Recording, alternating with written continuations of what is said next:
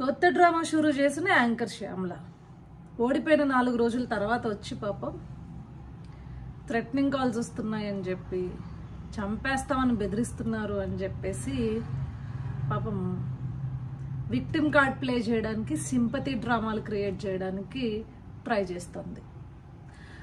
అదేదో rave party గురించి ఏదో ట్రోల్స్ చేశారని గబగబా వెళ్ళిపోయి కంప్లైంట్లు ఇచ్చావు కదా, పరువు నష్టం దావాలు వేస్తా అన్నావు కదా. ఒకవేళ నిజంగా నీకు థ్రెటనింగ్ కాల్స్ వచ్చి ఉంటే నువ్వు ఇట్లా లైవ్లో లేకపోతే వీడియోలో చేయవు, పోయి పిఎస్లో కంప్లైంట్ చేస్తే ఖచ్చితంగా నీ థ్రెటనింగ్ కాల్ కనుక వచ్చుండుంటే న్యాయం జరుగుద్ది. సో ఇక్కడికి వచ్చి సింపతి డ్రామాలు క్రియేట్ చేయొద్దు. నేను ఏది మాట్లాడినా నిజమే మాట్లాడాను అని చెప్పి మళ్ళీ నన్ను టార్గెట్ చేయకండి, ట్రోల్ చేయకండి, నేను పర్సనల్గా ఎవరిని మాట్లాడలేదు అంట. నువ్వు పవన్ కళ్యాణ్ గారి పైన వ్యాఖ్యలు చేసింది తెలీదా, లేకపోతే పిల్లి పిట్ట కథలు చెప్పేసి తెలుగుదేశం పార్టీ నాయకుడు చంద్రబాబు నాయుడు గారిని కానీ లేకపోతే పవన్ కళ్యాణ్ గారిని కానీ ఏ రకంగా సంబోధించావో గుర్తులేదనుకుంటున్నావా?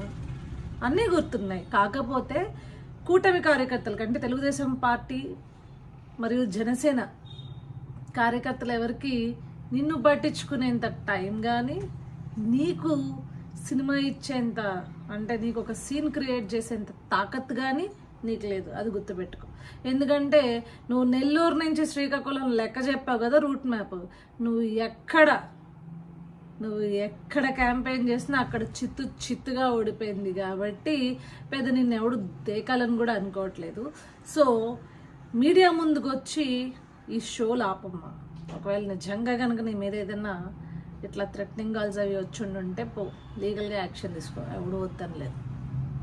అదే కానీ అంతేగాని మా పార్టీ తెలుగుదేశం పార్టీ మరియు జనసేన పార్టీల దగ్గర నుంచి ఇట్లా కార్యకర్తల దగ్గర నుంచి ఇట్లాంటి కాల్స్ వస్తున్నాయని చెప్పేసి మీడియా ముందుకు వచ్చి సొళ్ళు పురాణాలు చెప్పి డ్రామాలు చేయొద్దు.